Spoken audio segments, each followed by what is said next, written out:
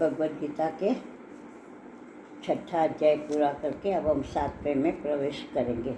6ठे अध्याय में भगवान ने योगी होने के लिए अर्जुन को आज्ञा कर दी कि योगी सबसे ऊपर है और योगियों में भी जो सर्व प्रकार से मेरे में ही अपने मन को जोड़े रखता है और श्रद्धापूर्वक मुझे ही भजता रहता है, वो मेरी दृष्टि में सबसे परम है।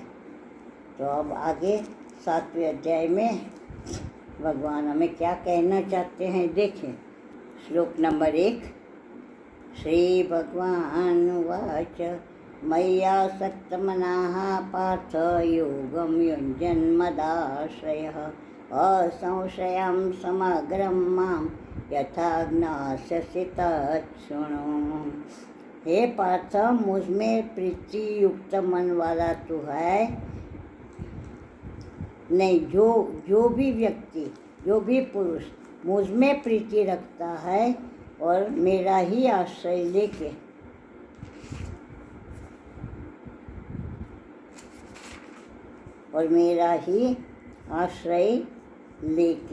योग में जुड़ता है।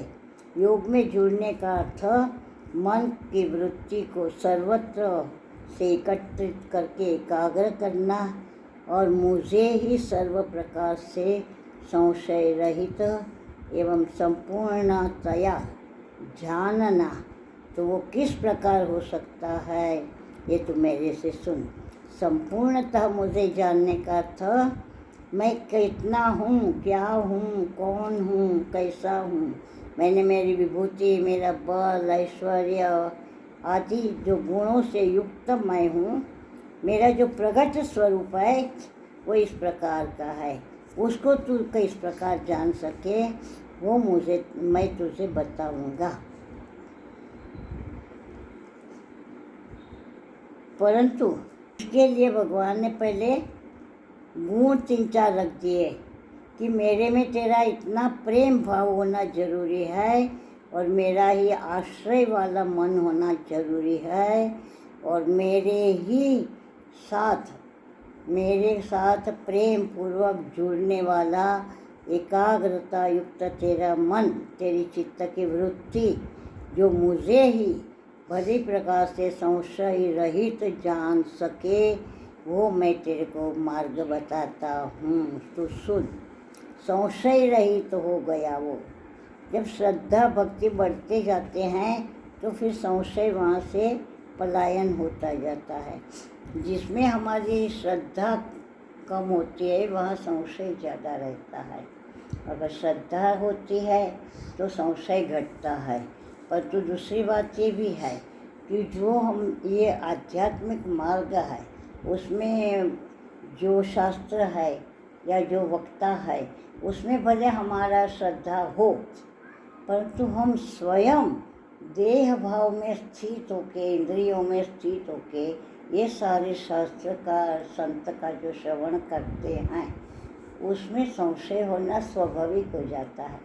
क्योंकि हमारी अपनी एक मर्यादा है और इतना बड़ा पर्दा बीच में है, उसके पीछे की तरफ का स्पष्ट हमें कितना भी वो स्पष्ट करें समझ में नहीं आता। इसीलिए संशय रहता है।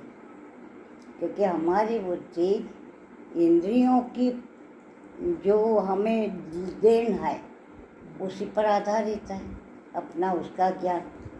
तो हमारी इंद्रियां, हमारा मन हमें जो बताता है उसी के आधार से हम निर्णय करने जाते हैं और जो सुनाया जाता है वो बिल्कुल विपरीत है। तो हम जगत की वस्तुओं में तो फिर भी समझ लेते हैं, इसमें क्या कह देते हैं हमारे जो गुरुजन है, संत जन, ये हमारी समझ में नहीं आता। ये क्या कह रहे हैं, ऐसा थोड़े हो सकता है? क्योंकि हम केवल इंद्रियों का ही साधन से परिचित है। तो ये तो निसाधन प्राप्ति है।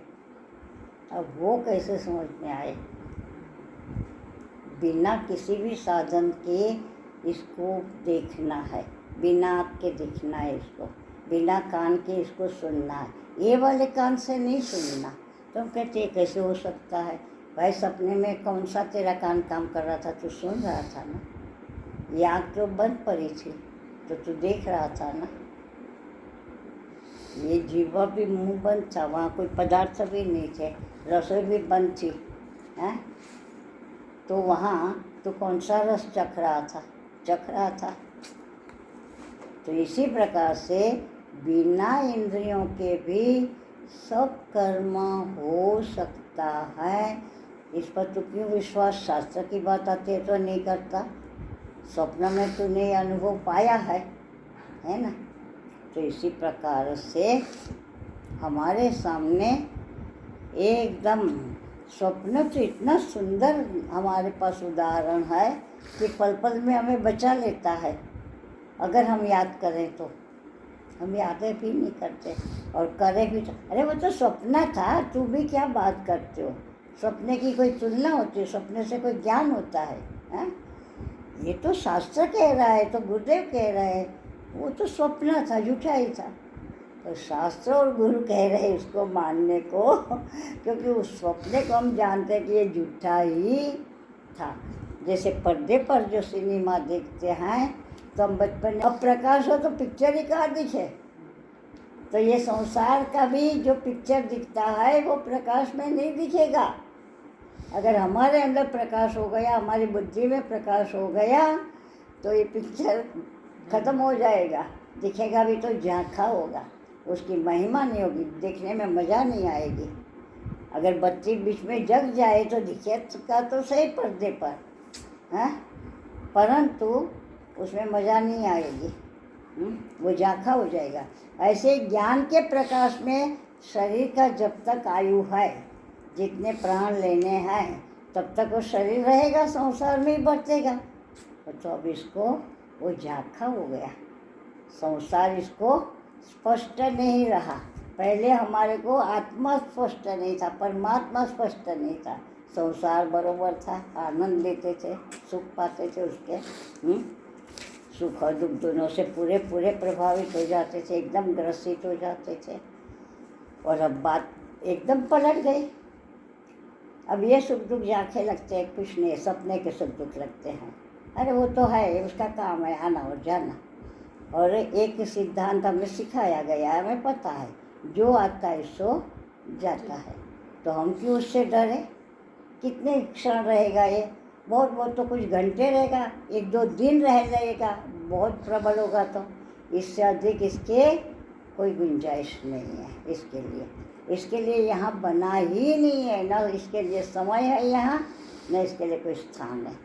वो आया है, उसको जाना ही होगा, क्योंकि ये कालक्रम के भीतर है और काल स्थिर होता ही नहीं, तो काल में आया है।